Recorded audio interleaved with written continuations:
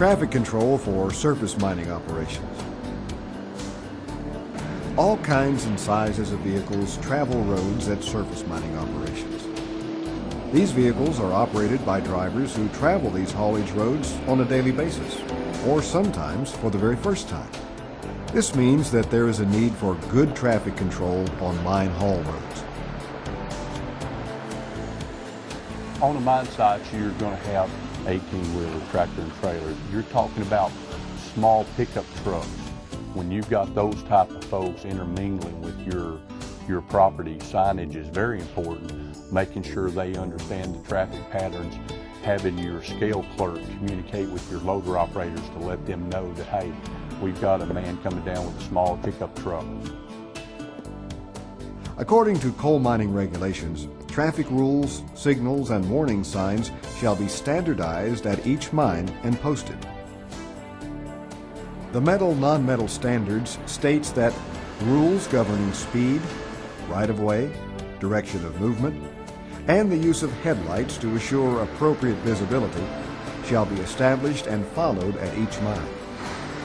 Also, signs or signals that warn of hazardous conditions shall be placed at appropriate locations at each mine. The most critical part of rail and truck traffic in one mine site together is communication.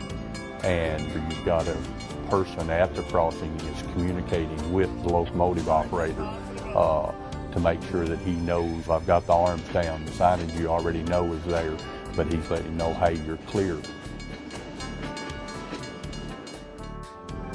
Setting up good traffic controls is an essential part of the overall planning of a mining operation. These planners need to know the roads, know the equipment, and know the future of the mine. One of the most important elements in an effective traffic control plan is the use of signs. The signs that we have posted are not just for employees. They are for contract drivers, vendors, anyone else who happens to be on the mine site. We expect people to obey these signs, stop signs, speed limit signs, any other warning or directional signs that we have posted. There are no exceptions to this, and failure to obey these policies will result in disciplinary action. Mine operators are responsible for developing, installing, and maintaining signs on haul roads. They need to carefully identify locations where signs might be needed by reviewing haulage safety procedures followed at the mine.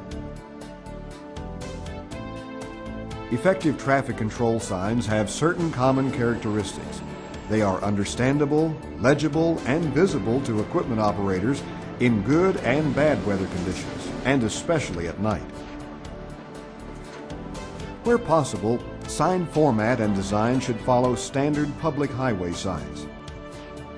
Signs need to be similar in regard to size, shape, color, and lettering throughout the mine site. Signs can be permanent, or signs can be portable to meet changing conditions at the mine. Portable signs are used in areas where traffic patterns and road conditions change frequently and are usually placed close to the ground for stability.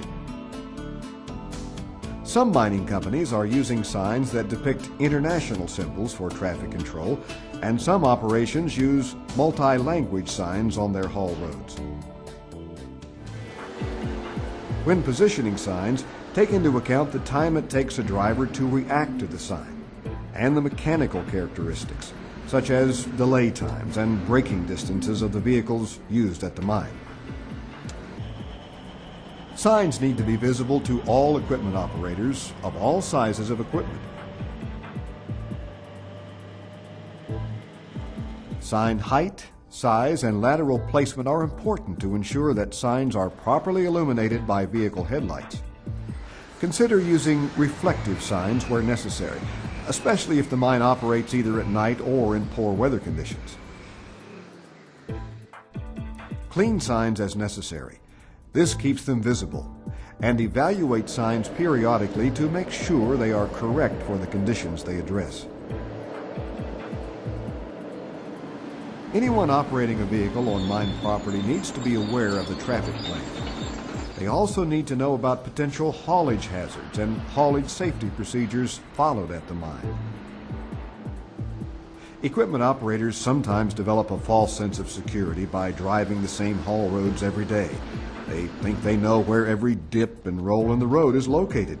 This thinking can be dangerous because haul roads near active mining operations can change every day.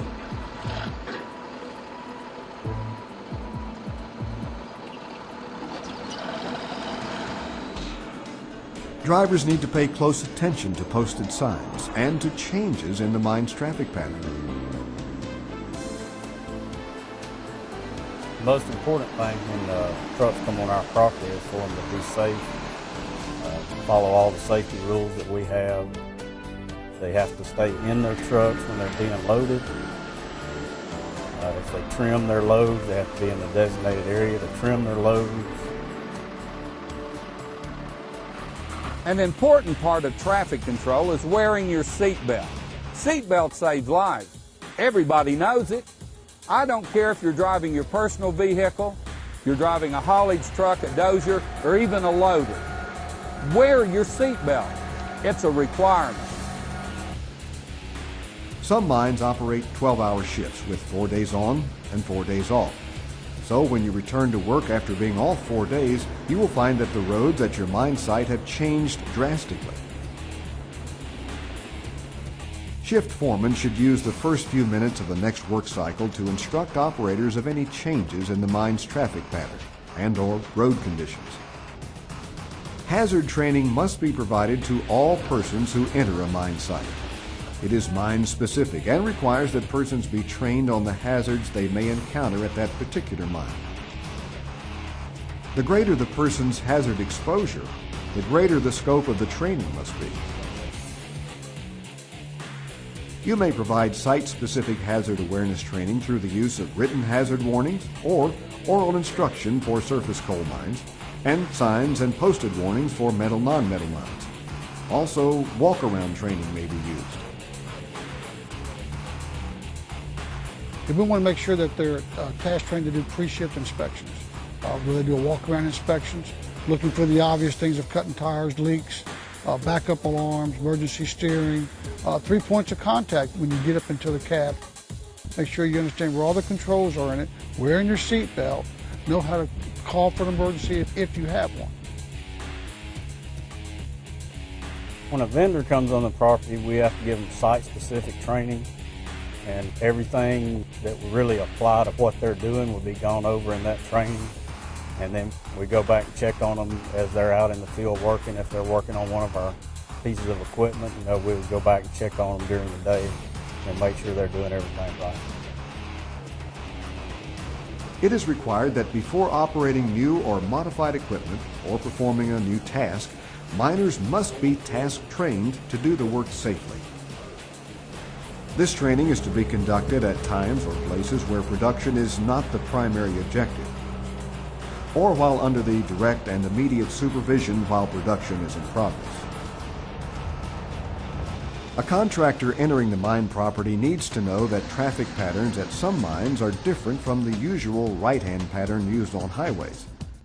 Notice how this sign gives advance warning of a traffic change up ahead. And now we see that we are to begin left-hand traffic. After making the switch in the traffic pattern, signs should be placed along the haul roads as reminders that traffic is to keep left.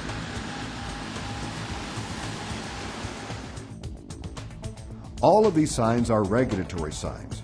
Regulatory means they have to be obeyed. Stop signs need to be located as close as possible to the point where a vehicle is required to stop. Some signs give advance warning of hazardous areas where extra caution needs to be taken, such as places where accidents have occurred in the past. Whenever blasts are scheduled and the warning signal is given, all equipment operators are to stop their vehicles in a safe location away from the blast. Roadways are guarded, barricaded, or posted to prevent anyone from going into the blast area.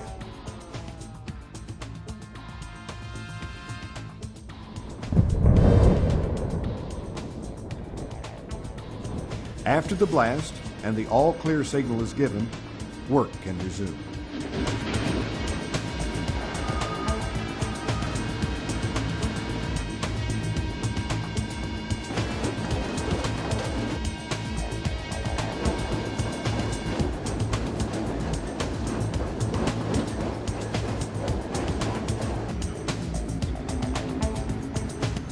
Speed has a lot to do with many mine accidents. Speed limits are based on factors such as road conditions, grades, surface, visibility, curves, potential hazards, and the mechanical capabilities of haulage equipment used at the mine. You must be able to stop within the limits of your vehicle. Speed limits must be determined at each section of the mine haul road. Speed limit signs need to be posted at regular intervals to remind drivers of applicable speed limits. Some mining operations use unusual speed limit signs to get the attention of the drivers. Warning signs should be posted to warn drivers about hazardous situations. Place warning signs far enough ahead of the condition to allow the driver enough time to complete the required maneuver.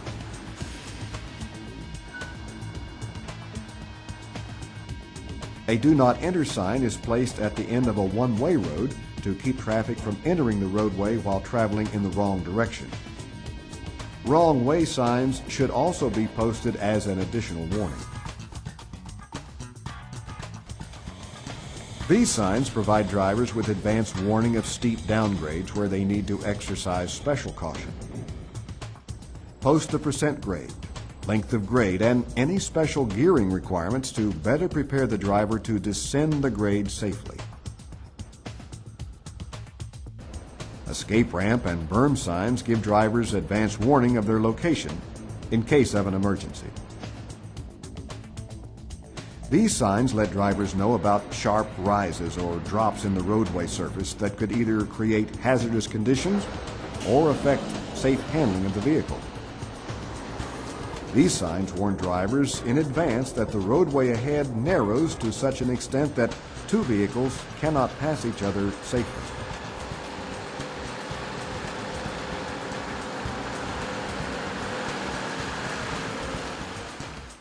Communications on a mine site typically done through two-way radio, personal one-on-one contact, CB radios. You've also got telephones that we communicate with. The use of CB radios can alert drivers of approaching traffic, allowing them time to get to wide pull-off areas. We have up to 15 to 20 coal trucks haul here every day. Plus you have vendors coming and going, you have fuel deliveries, explosives deliveries. So you've got to be able to control your traffic on your road. We've got the CB channels. Everybody uses a CB radio here, so they need to know what channel everybody's on. We've got certain places the channel changes, and wherever that channel changes, we've got a sign posted. Like the main haul road is channel 25. It's posted when you come in on the property. Then it changes to channel 8 as you go on out toward the mine office. And then from there it changes to channel 4 where the heavy equipment are working. So the coal trucks, the vendors all know to go to those special channels, and that way they know where approaching equipment is. And they know how to get around. They can holler for help if they need it. Leaving the property, reflectors on the right-hand side are all green. Coming back on the property, they're all gold. That way you know which direction you're going in a situation like fog or when it's dark and rainy. When you see gold, you know you're coming back into the property. So if your headlights hit green, you know you're leaving the property. We have signs posted where the road is too narrow to pass, and we have numbered all the curves, and along with named some of the curves. Truck drivers have their favorite names of curves. We decided to just go ahead and put the signs up to name the curves. You know, one of the curves is called rollover curve. So we're coming up the road, we hear rollover curve, and we know where they're at. We're ready for them when we meet them in that curve.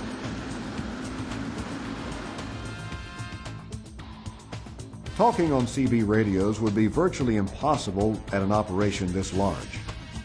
Computerized tracking systems are used to route the equipment more effectively. The drivers are informed of road and traffic conditions on the computer screen inside the truck cab. Well, I've only had the privilege of working for this company approximately 17 months, and they appear to care. They make that extra effort to keep their trucks up, and that makes the driver want to raise his standards and do better and raise possibly the quality of his driving.